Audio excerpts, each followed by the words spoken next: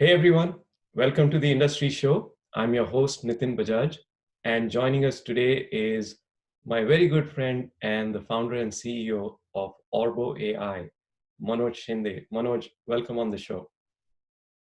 Hey, thanks, Nitin. It's a pleasure to be on the show. Pleasure is all ours. Thank you. So tell us, what is Orbo.ai? We're an AI company that does visual enhancement. And just to give you a simple example of that, let's just say if you are watching a low resolution video on Netflix or Amazon Prime, because of either your bandwidth issues or either because the movie shot in low resolutions and so on and so forth, we can convert that movie into 1080p or 4K in real time on the edge. And what I mean by edge, that means it happens on the device end. So we're saving the cost of the content, we're saving the bandwidth, and we're creating the customer experience that they're really looking forward to. We're also enhancing ultrasound images or PET scan images that are coming out of the scanners and providing the capabilities so that the radiologist can do a far better diagnosis with the capability of AI coming into a picture. So that's Orbo for you. Orbo is all about visual enhancement. So Manoj, tell us how you got started with Orbo. I mean, I think I'll have to go back 10 years when I was actually working for Adidas. I was working as a head of innovation, early time of 2009, 2010, and wanted to build an augmented reality platform that could connect the customers to the virtual goods or the virtual products. And that's where the love for the camera or the abilities of the cameras were surfaced. And we realized that the potential of such kind of camera opportunities can be abundant in future. We started seeing some anomalies in Snapchat and Instagram in early 2014, but the quality of images weren't that good. So we wanted to bring in AI to go beyond the limitations of the hardware or the legacy software that exists today and bring in the highest amount of quality. So that's how we all started with Orbo. Okay. And who was your first customer? So my first customer, it came out of a, um, a mobile manufacturing company out of Hyderabad. Mhm. And when they got to know about, there is a small startup out of Mumbai who's actually working on smartphone camera and the AI based on the camera and imaging. So they reached out to us. And incidentally, the company has also been funded by Sachin Tendulkar, who's one of the topmost cricketer in India. Just in the fancy of one day that I'll get to meet Sachin Tendulkar, I decided to work with them. Of course, who doesn't want to meet the god, right? So, Absolutely. so you were in Boston and then, here in Orange County. Why move back to Bombay? I understand the importance of being in Orange County in California or in Boston, both of being a startup hub.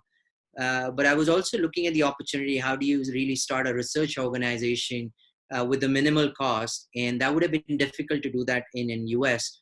And hence, coming back to India was a preferred decision. What's your near-term perspective on how these experiences are going to change for us as consumers, but also for companies as they serve these consumers? Corona has taught us a lot of things in past 1.5 month, right? Mhm. uh, Earth has finally spoken, and it is actually telling us to stop or calm it down, right? But at the same time, we as a user, we as a human, we started looking at things very differently as well. We started giving back to the society. We started being more emotional about things, and that something has lost in between of the aggression of capitalism or achieving certain things. But if you take an example of retail as an industry, we're working with some of the retailers on creating experiences using our facial AI, and that creates a lot of experiences for beauty and personal care companies. And what it enables to the brands, such as, for example, L'Oreal, Unilever, and so on and so forth, is to connect to the brand, to connect to their customers through digital medium, provide them the experience which they could possibly would have had it in the retail store, or vis-a-vis offer the same experience in the retail store and minimize the sample cost, right? With the advent of AI and the facial capabilities that we built, um, brands have been able to build the insight which are giving them a complete different perspective in how to build next set of products.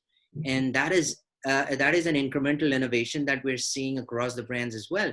And a lot of brands are now coming forth and taking an interest and understanding and deploying these kind of interactive experiences on their platforms.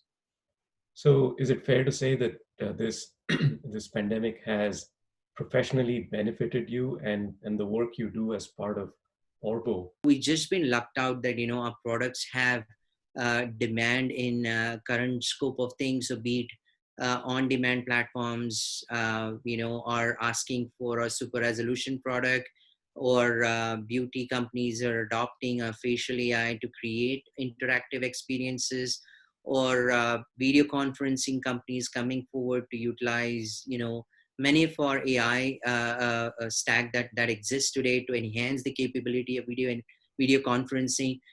So media, healthcare, obviously have turned out to be the beneficiary in the pandemic. I think you're being overtly modest in saying that this was luck. I know, having known you for several years, I know it was your vision and the hard work that has brought you to this place. Right? What are some of your sources of inspiration? One of the sports company that I admire the most. If I ever get an opportunity to work for anybody all over again, I would happily work for Adidas. And I had such an amazing time at Adidas, and especially why I wanted to mention that particular company during 2008. It's a similar pandemic or calamity that has happened, the financial meltdown that we all know of, right? And the way the company got together, the way we sorted things together without kind of hurting the employee sentiments and bringing about an innovation that was running the factories in China and Indonesia for 24/7 for 9 months at a stretch. That's what inspired me to get into an innovation, and I started small innovation lab in Adidas. And I think that is probably the early milestone in my life that I had achieved, which is probably the cornerstone of the success that I see, that why I'm able to do a startup today is because those early things that I was able to start at that company, and they believed in my capabilities, and they allowed me to prosper and excel and innovate at the same time. So I think I will give that attribution to Adidas as well.